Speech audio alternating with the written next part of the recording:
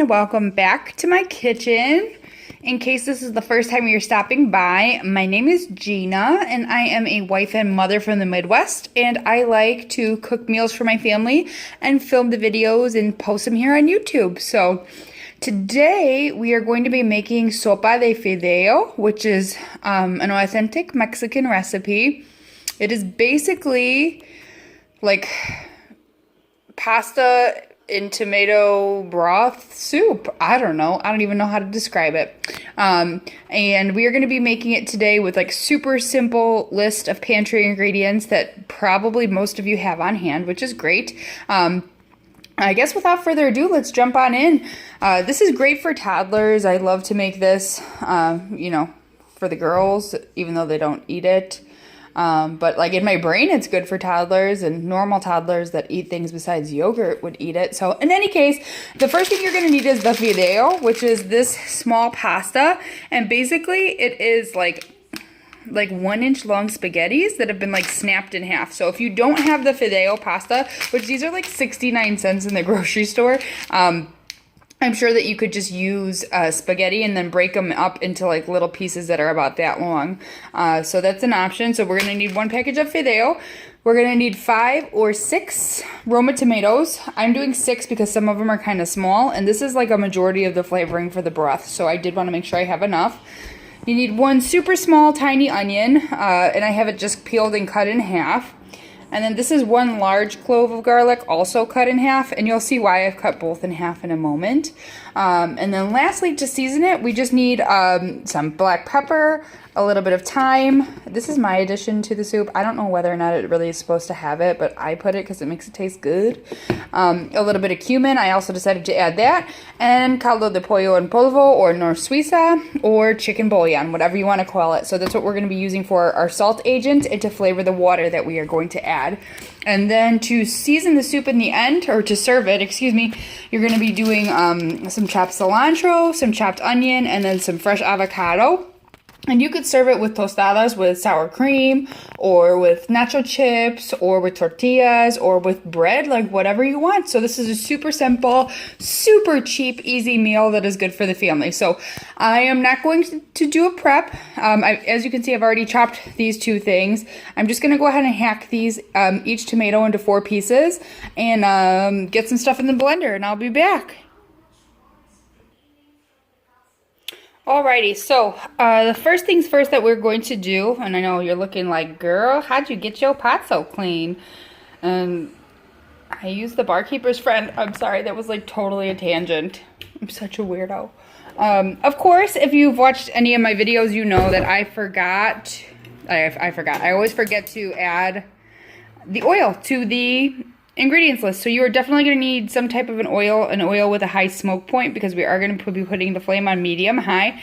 So I'm choosing to use avocado oil today, but you could use vegetable oil, canola oil, whatever you want. Just don't use olive oil. You could use butter. That would probably be delish. All right, so a good amount of oil to coat the bottom of my pan. I have all stainless steel pots and pans, so I'm going to use a little bit more oil, excuse me, than what you would use if you had nonstick pans.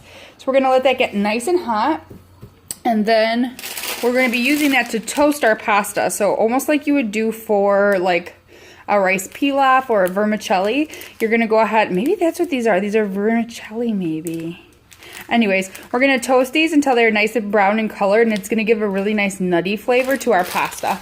And then back to why I chopped the onion and the garlic in half. So I'm going to be using my NutriBullet to do our blending, because I just think it's easier to wash than the whole big blender jar. So I've got 3 tomatoes, half of the onion, and half of the garlic in here. And I'm just OCD. Well, you could totally put like the onion and everything all in one, but I just want both to be the same. So that's me. I'm going to go ahead and throw the lid on this and blend it until it's all pretty much well broken up. Or not well broken up, I mean completely blended. What am I saying? What am I saying, people? Completely blended, and then we will be adding that to our dish here after the pasta is toasted.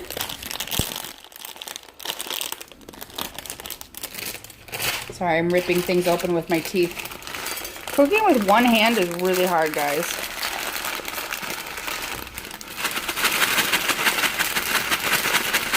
Yep. Yep. Come on. Hang on, peeps.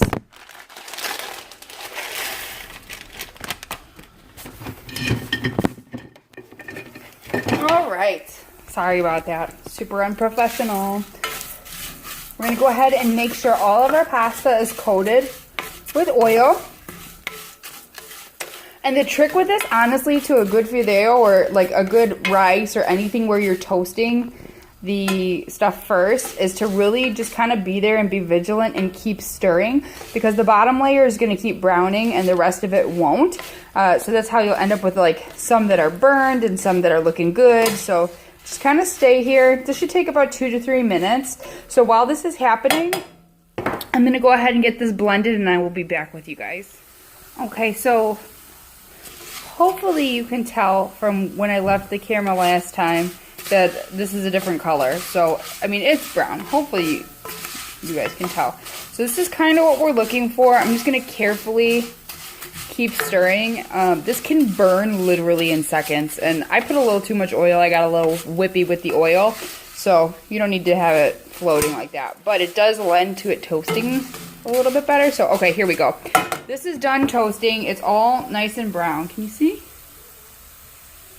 So I'm going to actually turn off the heat for a second because we're going to be adding in our first jar of puree. So this is what it looks like. It's just nice and smooth, and this is probably going to splatter and sputter.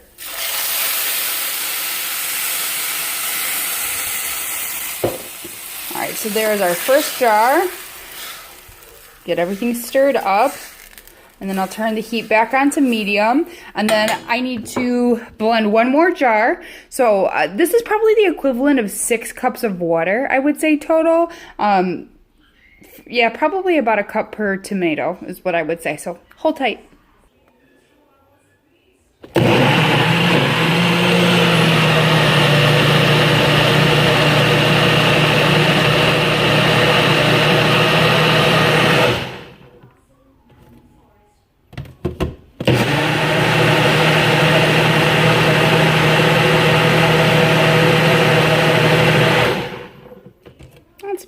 Oh, scheisse. I need new NutriBullet cups because sometimes they leak.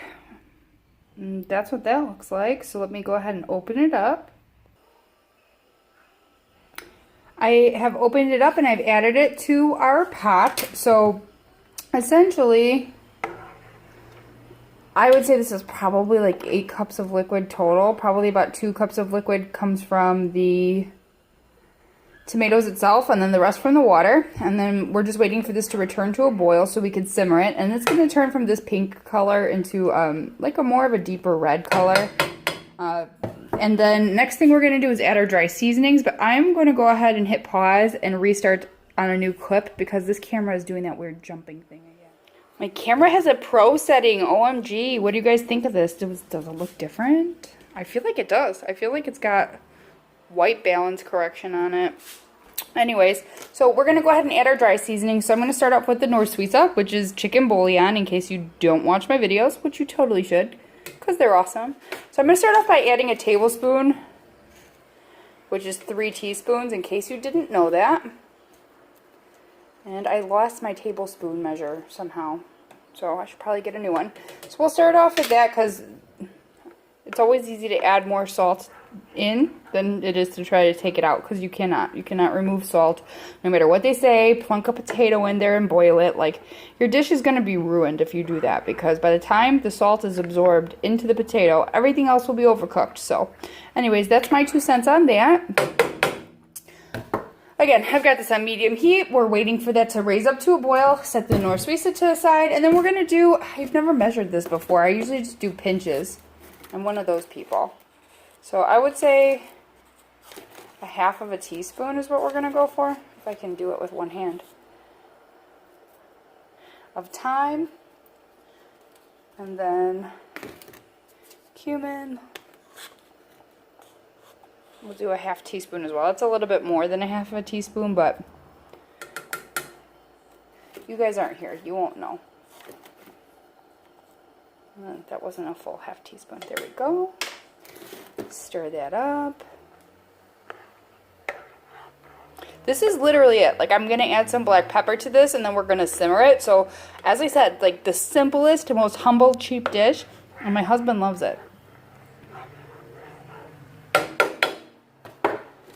Once this comes to a boil, we're going to let it simmer for, I'd say, about 15 minutes, and then we're going to check the pasta and see how they are. And if they're good to go, then we will serve it. So while that happens, while this comes to a boil and I let it simmer, I'm going to go ahead and prep our finishing ingredients. So I will chop the onion, wash and chop the cilantro, and then dice up some avocado. And then I think I'm going to make a nice little side salad as well. So I will be back. So our our soup has come to a boil, and I just wanted to pop on and discuss this with you. So, like, do you see the boiling pattern here, like, inside of the pot? So, obviously the flame is centered somewhere here, and, like, none of this is simmering, which means that nothing over there is cooking properly. So, we're going to go ahead and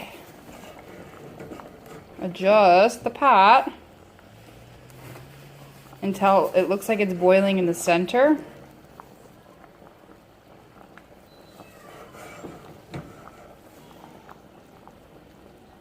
And I would say that is looking much better. It could probably go even a little bit more that way.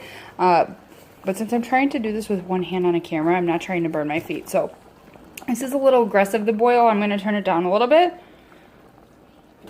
And we're going to let it simmer until the pasta's getting cooked. See, it's already starting to cook. And the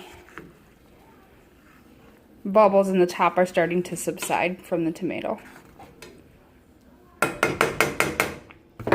Alrighty, I'll be back. Our sopa is done cooking. The noodles are all ready, so I just want to show you before I plate it what they look like. So they've bloated up quite a bit. Sorry, there's a lot of steam. So this is our final product. I'm going to serve it like this today, which is a little bit thicker, because I'm hoping that the girls are going to eat it.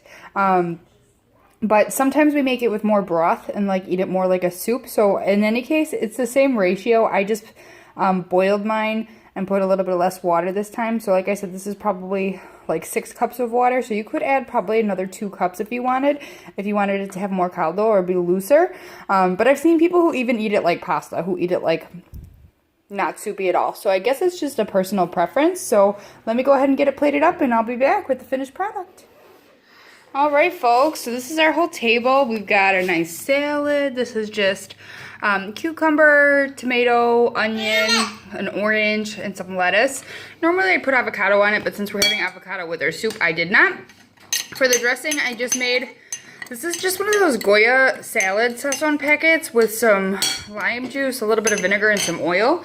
And then we have our condiments for the soup, which is the cilantro and onion. And Daniel is going to show us how he dresses up his Sopa de Fideo.